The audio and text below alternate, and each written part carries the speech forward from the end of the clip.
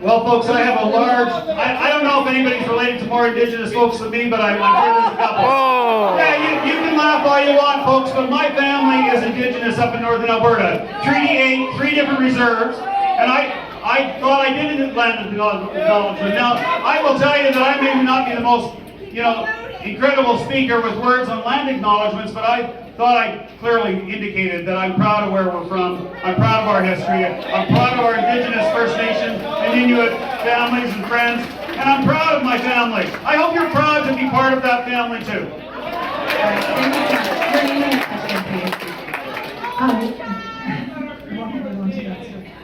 Hi, my name is Brenda Davison. I'm the president of the Crow's Nest Conservation Society. First, I'd like to thank you for coming. It's a very divisive issue down here, as you can see. I appreciate that you took the time to come down. So, one of the issues for the Crow's...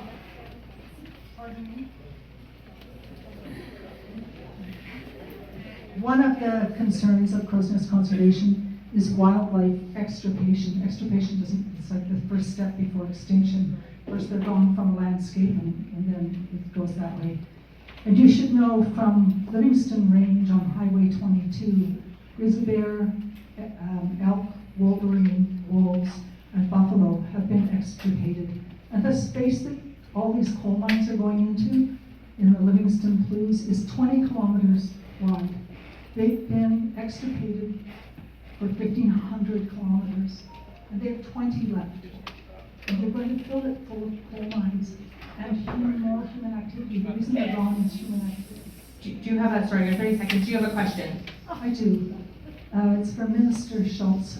I would like to offer you a tour with Crow's Nest Conservation to come down and stand on a hill and see what that area looks like. You can stand, some places there isn't even a mountain in front, sort of show you how small it is and why we think that's going to be a problem. Would you come? I absolutely would, and I've actually toured the area with MLA Petrovic as well. I know she's very passionate about this, and that's something that we also, I do just want to be clear, that's something that we do address, or try to address as best we can through land use planning. It is what makes land use planning so complicated, is the balance of growing populations, growing industries, maintaining water health, landscapes, and biodiversity, including threatened and endangered species. And so sometimes I joke that caribou and sage grouse keep me up at night, but sometimes they actually do, because these are some of the most complicated things that we're trying to address. And so I'd be happy to do that. I don't know when I'm going to be next. I just had to cancel a trip not too far away from there later in June because of Treasury Board meetings. But I do hope to be down this summer, and so when we make that work, we can connect with you, and Chelsea's office could probably make that happen. I think that's also the reason why there's probably some frustration about how the land was reclaimed initially when the mine was closed 60 years ago. I think it needs to be reclaimed properly, because if you do proper reclamation, it actually enhances wildlife habitat, as I've seen in the 2 examples that I gave. So this is what the company intends to do, is to have a different mining technique so that they're reclaiming and recovering as they go. And I would fully hope that at the end of the process, the landscapes would be improved from not only where they are right now, but return to their natural condition. We're going to go ahead and we'll connect. You can connect with my office, and we'll connect with Minister Schultz and see what we can do. I guess Brian has a comment to this. I would just like to return the favor. Folks, if you'd like to come up to Fort McMurray, where I've lived for 60 years, and see a tailings pond after it's been reclaimed, where they put all sorts of stuff in, and the companies had to spend a lot of money to reclaim that. Well, you can go there now and you can see the animals, the birds, the bees. It is reclaimed. And folks, you should come up here and see it. I invite you to my home so you can see what we're doing for first-class regulation in oil sands. We are doing it better than anybody on the planet, and I'm proud of it. Thank you. Your name and your question, please. Hi, my name is Bobby Lambrey, and I do want to thank you for coming and giving us an opportunity to ask this question. Because all of us who live on the land down here are very emotional and very concerned about the impact of these mines.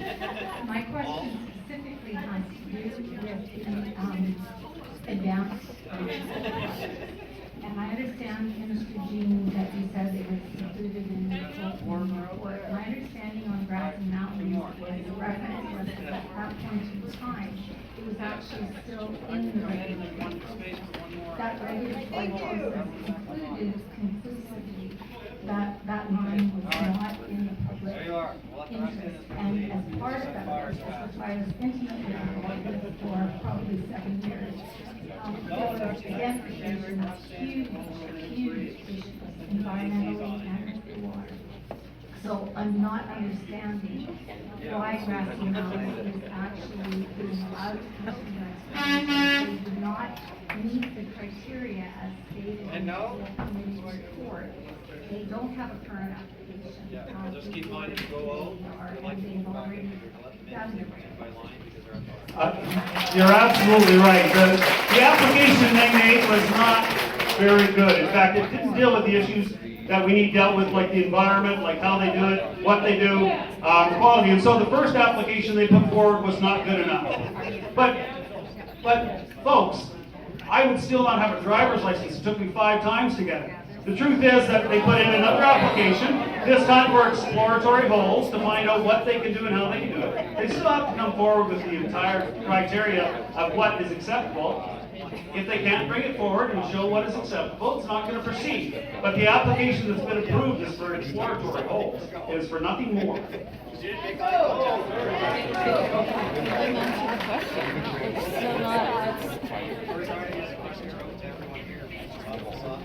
They came forward with one application that was not good enough. We've told them they have to bring forward, if they want to get approval, they have to bring forward the requirements that Albertans expect, which we've heard loudly from 30,000 people about what they expect, and you folks expect it too. You expect us to protect the water, the land, the animals, and we're going to do just that.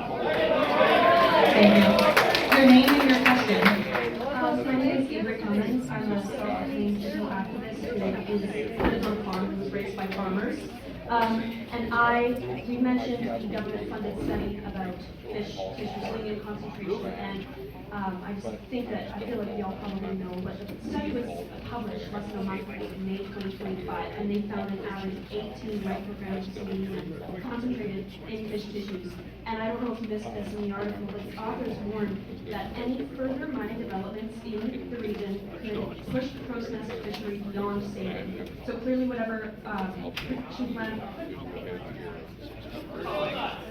How are we supposed to trust a government that continuously doubles back on its word? And do you feel as though allowing a mine project to proceed sends a message to Albertans that you prioritize foreign investors over Albertans' physical and spiritual health and wellness?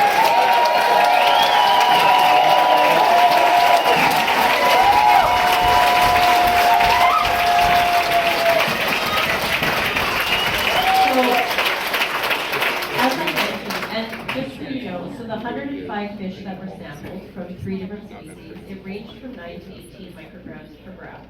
So yes, that was above the fish guidelines, and that was where health made that guidance out of precaution while that study is still being peer reviewed, and there is additional information that they are looking for to ensure that we understand what needs to be done to move forward. And I would just say, I mean, that is how much that we value transparency. We published that report. Absolutely. Still work left to do, and it still has to be peer reviewed. And so, yes, and that would be my criticism, is let's wait for the remainder of the information. It has to go through that peer review process that scientific research is required to go through. But I do want to be clear. There were 5 new studies that were funded since 2021. 3 are complete and published. Another one's coming this year. 1 additional study expected to be released next year. And we've been very transparent about that. And I hope that instead of picking and choosing and cherry-picking information, that we look at that information and then look at how government is using that information to drive policies, both in environment and in the coal modernization initiative. We can take that data seriously, and I know it feels the same way that I do when government funds studies. That information should all be public, transparent, and available to Albertans. As I mentioned, this body of water was impacted by 10,000, and 10,000 is not going ahead as a coal mine. It's going ahead as a pumped water project with wind pumped water. So they're doing it a different. So you should be happy that they've changed gears on that one, because that's exactly what you're asking for. And for a project to go there, and that's what they're doing. Listen, folks, there are zero mines planned upstream of Crow's Nest Crow's Nest Lake. Zero. So there's nothing on the book. So Crow's Nest Lake, not an issue. The other ones don't have any evidence of selenium like this. Like, folks, some parts of the province don't have any issue of selenium whatsoever. Some do, some don't. That's why this has to be dealt with properly. And as the minister said, we have to manage it properly, just like we have to manage the amount of selenium in water. Thank you so much. I'm just going to kindly remind, we have about an hour left, so I appreciate those people who are keeping their questions to 30 seconds and keeping them clear and concise. Your name and your question, please. Bob Costa. I live 17 kilometers directly downwind of Grassy Mountain. I've been in this fight for 7 years, and my issues around it are many. But I'm bringing this question back to a personal level. My wife and I have been in that location for over 40 years. We've enriched the soil constantly to grow a garden that feeds us year-round. And now, with the advent of the potential development of Grassy Mountain and all of the air dispersion caused by the dust that I don't care who it is, you're not going to control all that dust in the windiest part of North America. To leave the common people not measure up to the Alberta government the way foreign investors do.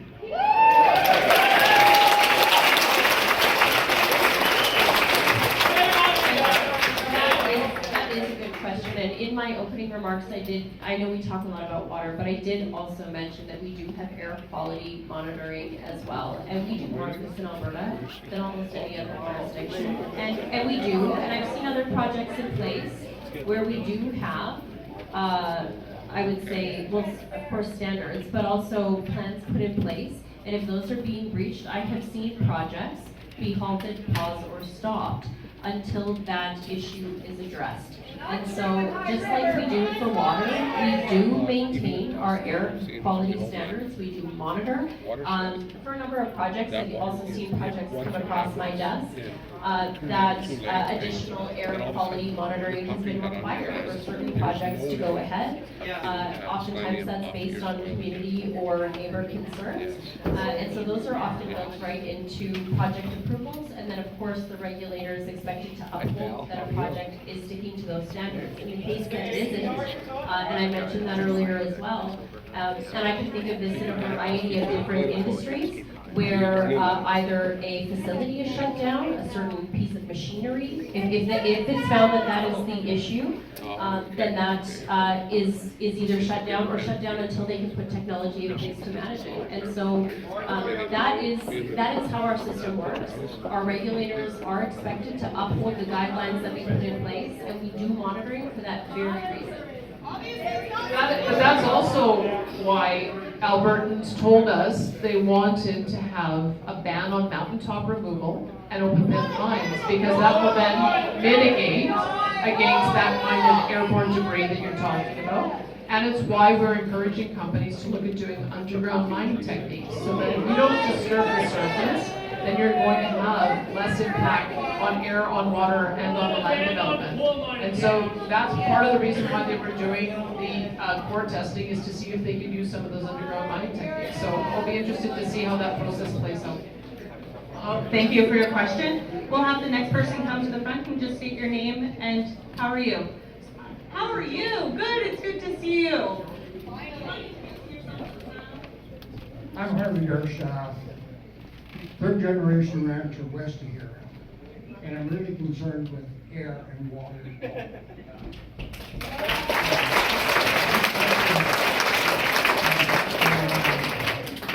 shut down all our coal generating plants here, justifiably so. So we're not screwing up the atmosphere. Now, how ethical is it to send this coal to another country and we don't know how they're going for it? Could be polluting another country. Thank you. Thank you very much. Thanks, Harvey.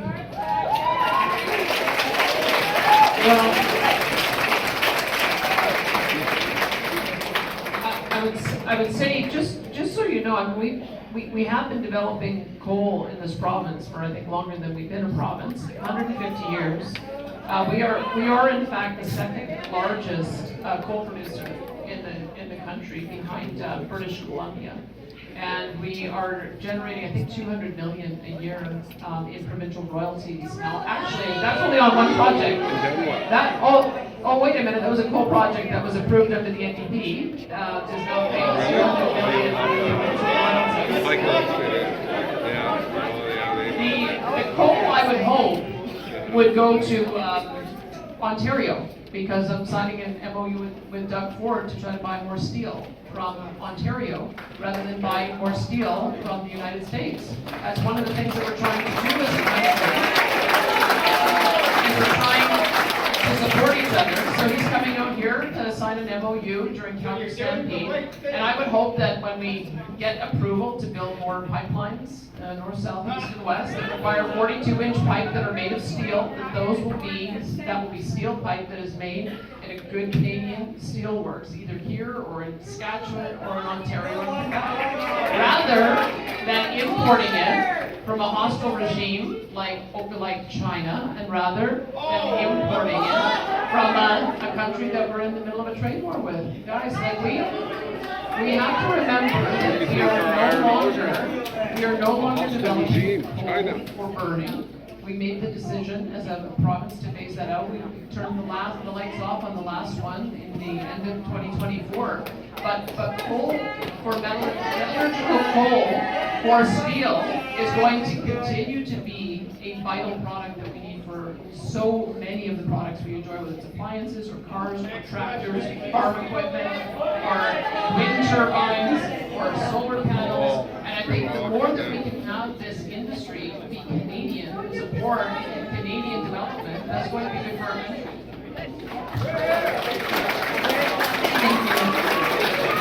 Your name and your question, please.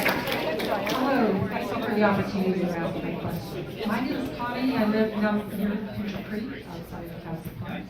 I'm actually representing a separate sector that we haven't actually touched on today. I've heard from the agricultural sector and they have valid concerns that I still don't think you're actually listening to. Secondly, the sector I'm looking at is the outdoor recreation sector, which is a cornerstone of tourism development in Alberta. And this government has actually asked for $25 billion in investment return from tourism by 2035.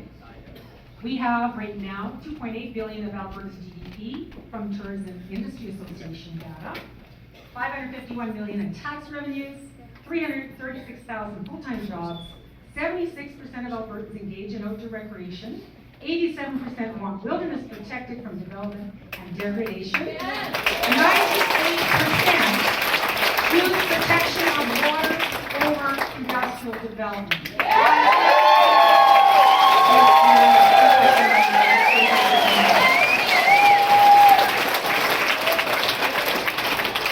I'm with the Outdoor Recreation Coalition of Alberta, who has got 10 major outdoor recreation organizations that have signed on to this letter asking for you to not proceed with coal on eastern slopes.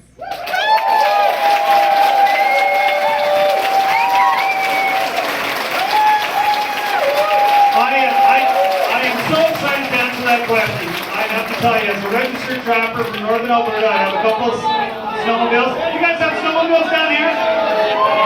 Yeah. I also have a couple of jet boats because I love fishing, so a canoe and stuff. If you want to come out fishing just outside of the oil sands, there's a great opportunity to do that. I agree with the lady. Do you want to hear what we have to say or not? Because I agree with her.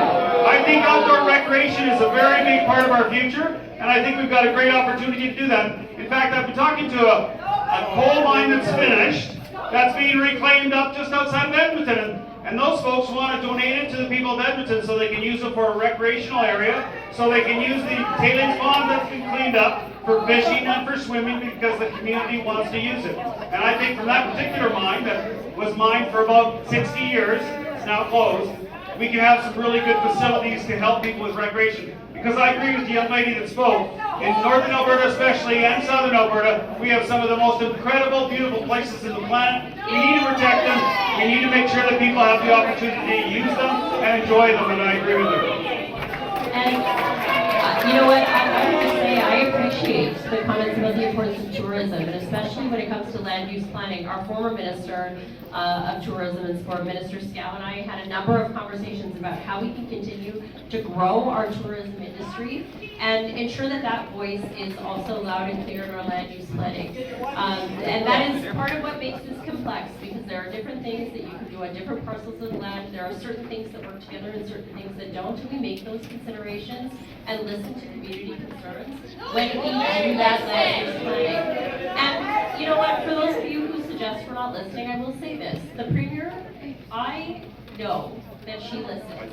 She retains information, statistics, she listens to differing opinions, she values challenging conversations and differing opinions so that our policies can get to a better place.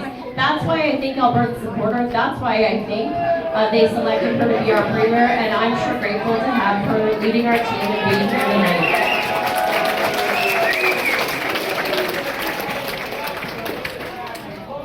What we're hearing is that people are worried about air quality. What we're hearing is people are worried about water quality. What we're hearing is that people don't want the mountaintop removal or open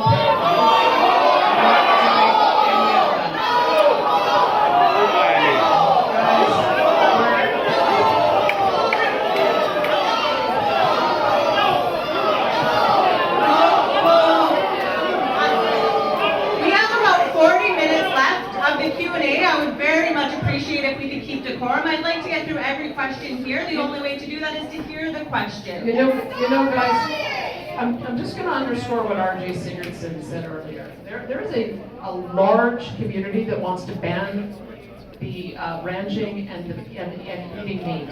There's a large community. What's that have to do with coal? And I can tell you, we are standing foursquare behind our agriculture community to prevent that from happening. There is also, our federal government wants to put limits on fertilizer use so that we can start reducing the amount of food production. We are fighting that tooth and nail. You need to understand that, to underscore RJ's point, that if we are not prepared to look and find middle ground solutions to allow for industries to proceed while reducing the environmental footprint, you're going to find that different industries become the next on the hit list. And we do not want that to happen. So I would just say we are looking this evening to find more that we can do to mediate the concerns, identify the concerns and address them. But banning industries is just not something our government's going to do. Because there is a list of industries on the hit list of environmentalists like Stephen Guilbeault, and we are certainly not going to allow for him to dictate the future of our province. It's going to be dictated by Alberta. Thank you for that. Your name, your question. Hi, my name is Paige, and my question is actually about the amount of water that's required to extricate coal from the ground. Studies have shown that between 250 liters and 750 liters of water are required for 1 ton of coal production. On the Alberta government website, it states that the population of Alberta provides approximately 3.5%, which means that we are requiring more water. There's currently 35 rivers that have a water shortage advisory, including Old Man and too many more that I could name right now. The smoke on my way here had an advisory that I should stay indoors. We're requiring more water, and you're asking to give our water to mine? I don't understand how it's happening.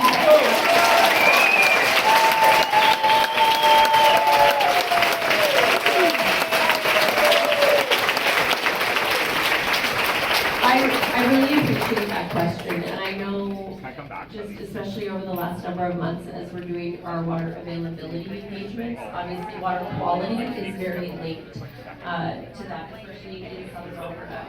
And so I do just want to be clear that, and I talked about this a little bit in Lethbridge, for those of you who were at the Lethbridge Water Town Hall. The Old Man River Basin is a closed basin, so there is a small amount of water that is still able to be allocated. It's a Crown reservation, and that water, no, hang on and let me finish, okay? For those of you who came here, and you know what, if you don't like the information, it doesn't mean it's not true. The fact of the matter, when it comes to this Crown reservation, the vast majority of that water is specifically reserved for municipal and population growth, as well as for agriculture and irrigation, given how important ag and irrigation is for Southern Alberta. And so there is a very, very small amount of water that has been held back in that Crown reservation. It's the Old Man Basin Order that holds that water in place, but it is primarily held, like I said, for municipal and population growth and agriculture. Now, I don't have the details of, we just received some of the details around the proposed project. And I've always said, you know, when it comes to hypotheticals, we should really just deal in fact. And so when it comes to this amount of water, the Grassy Mountain project, the company applied for an allocation of just under 600,000 cubic meters. The allocation is equivalent to 0.00025% of the total water in the Old Man Basin.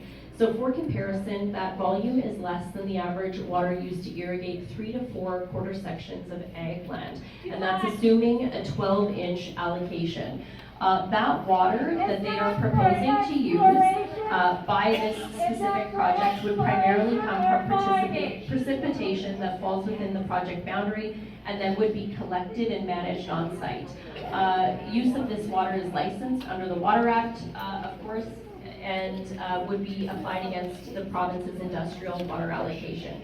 That allocation is separate from those assigned to ag, municipalities, or other users, ensuring the project doesn't affect access to water. And you know what, that's similar to what we see in other industries. I mean, we're also addressing oil sands mine water right now and how water is treated and encouraging reuse and is very limited freshwater use as possible. And that's going to be part of our Water Act changes and the regulation changes that we see following the engagements that we've been doing over the last year as well.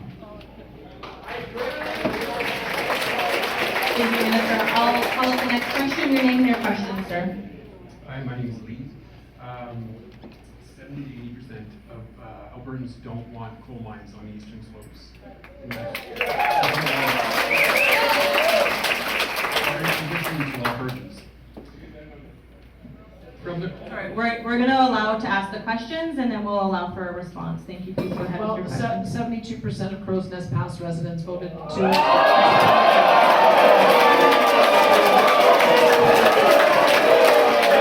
And they would be the community most impacted. And so the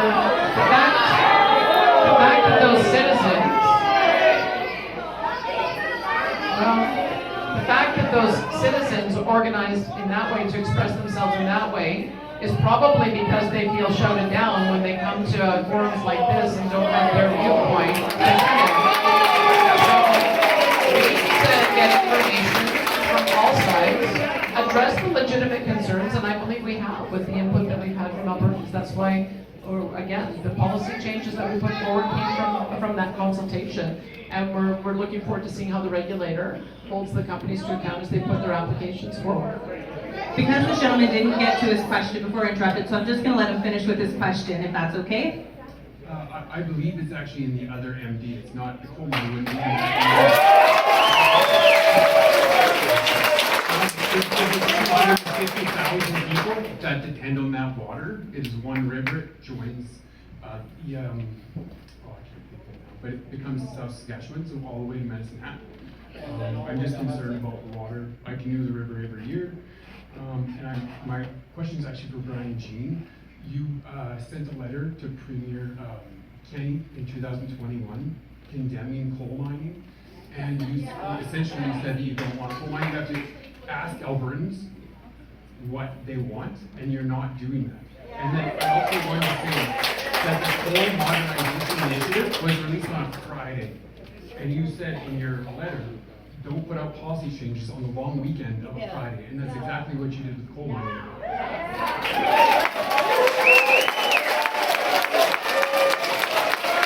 I appreciate your question. I think it's very clear that I did take a position against coal because it was being done wrong. We're doing it right. That's why it's called the Modernization Initiative. You know, as the minister said, you might not like the answer, but it is the truth. We can do coal mining, we can balance water, we can make sure that things are done properly. It wasn't done in the past the proper way. That's why, after talking to my friend here, breaking bread with him some time ago, 3 years ago or 4 years ago now, I told him I wouldn't do open pit mining in the foothills. We are not allowing open pit mining in the foothills. He pointed to a mountain and said, they're planning on taking that mountaintop off. And I said, they're not going to take that mountaintop off. And you know what? The rules say exactly that. They're not taking the mountaintop off, and they're not having any open pit mines in the eastern slopes. I kept my word, just like I stood up against oil companies in northern Alberta about water intake. And you can check the record, it's clear. I stood up against them against Stephen Harper's government, which I was a part of and was not popular at the time. But I did that because they were doing it wrong, just like we were doing it wrong on coal. This government's going to do it right. Thank you for your question. We'll move on. Your name and your question, please, ma'am. Oh, I'm sorry. Great. My name is Carolyn, and I have a question for Premier Smith just on the importance of transparency to your government. So on Saturday, I read an article in the Globe and Mail entitled "Coal Mines on Alberta's Eastern Slopes Are Poisoning Fish Studies," population says. And about 3 paragraphs in, it talks about the government release of the report on May 27th, but then later says that the scientists who authored the report were not made available to speak to reporters. So why would the government share the report online, but not let its authors speak to reporters to ask questions? Yeah, I'm happy to answer that. So typically what happens in government, and those reports are made public, they are published on open data, and then typically it is me or a